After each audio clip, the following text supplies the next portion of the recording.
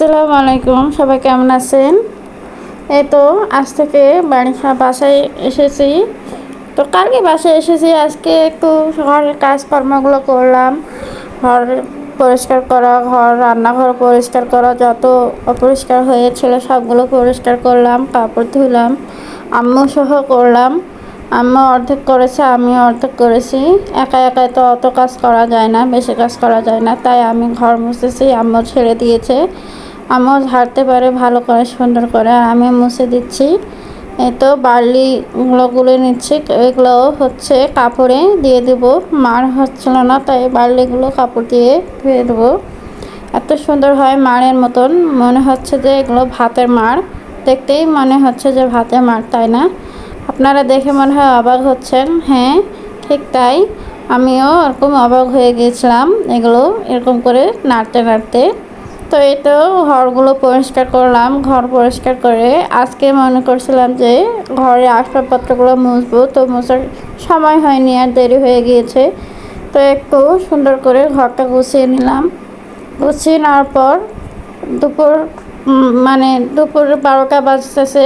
তারপর আম্মু বলল যে একটু রান্নাঘরে রান্না করতে হবে, না হলে রান্নাঘরে রান্না না করলে কি খাওয়া হবে, তো অনেকগুলো দেরি হয়ে যাবে কাজ করতে করতে। তো এই তো কাপড় ভিজিয়ে দিলাম, সুন্দর করে হেজাবগুলো ধুয়ে দিলাম।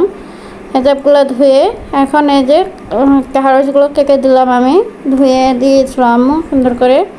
আমি বললো যে ঢ্যাঁড়স ভাজি করব, তো আমি বললাম মনে হয় তেলে ফ্রাই করবে, ঢ্যাঁড়স মুসমুসে জায়গায় ভাজি করে, আসলে তাই না।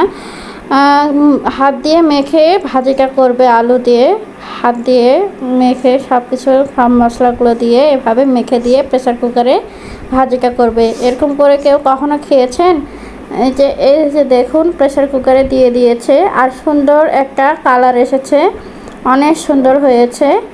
বলেছিলাম তুমি যাও, আমি দেখতে পারবো রান্না, এইটুক রান্না আমি করতে পারবো। তো ডাল রান্না করবে, আর হচ্ছে গেমতালানি রান্না করেছিল, এরকম আলু আর পটল, আলু আর বেগুন দিয়ে। তো সুন্দর মজাদার হয়েছে গেমতালানি, অসাধারণ কালার এসেছে। আমি 2টো গেম দিয়েছিলাম, আমি এটা রান্না করেছি, আর আম্মু এগুলো কেটে দিয়েছে। আমি এত চিকন করে আলু কাটতে পারি না। আলু, গাজর হোক আর শসা হোক, এই 3টা জিনিসই আমি চিকন করে কাটতে পারি না। এই তো গেমতালানি দেখুন অনেক সুন্দর হয়েছে, মাশাল্লাহ। তো টেবিলে এখন দুপুরে আব্বুকে খেতে দেবো, সেজন্য এগুলো সব কিছু রেডি করেছিলাম। মিষ্টি কুমড়া ভর্তা করেছিল, আর পাতলা মসুরের ডাল।